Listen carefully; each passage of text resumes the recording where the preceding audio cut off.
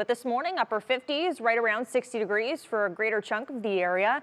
The thing here is if you step outside, it's a little bit more uncomfortable. You notice the humidity levels have gone up just a touch, and that's all ahead of our next system. So all of that extra moisture has actually been pushing in from the north and east, and this cold front's going to sag south, and this is a backdoor cold front. So not a typical weather pattern that you'd expect, as most of them flow from west to east. This one retrograding and happening in the opposite direction. So what that'll do for us is it's going to create the chance potentially for an isolated shower through our inland locations, but I think still the chance is very slim. So if you see a spotty shower, consider yourself lucky today.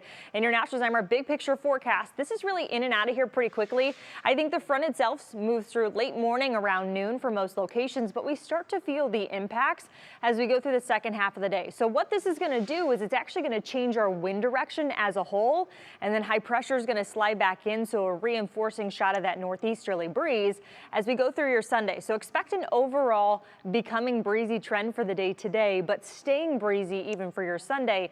You'll still need the sunglasses. We see a few more clouds today than we will tomorrow. High temperatures near 80 degrees. It will likely be warmer further inland as we go through the evening. I think temperatures start to drop as we are closer to the lake per se.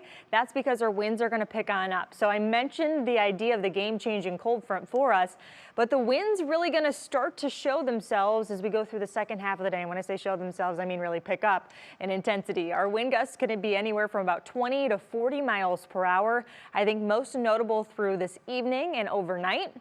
We'll still keep the breezy winds in play as we go through your Sunday, and that leads to a beach hazard statement. Not only do we have a small craft advisory on the water, so again, for area boaters, I know there's some lucky few of you that have dropped your boats into the water and you were planning on spending the day on it.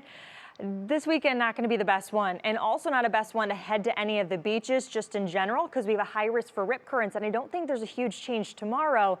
I think our winds will lessen just a little bit, but we're cooler. Temperatures near 70 degrees, and in your Union Home Mortgage extended forecast, you can see that there are no more 80s. We're actually full on in the 70s.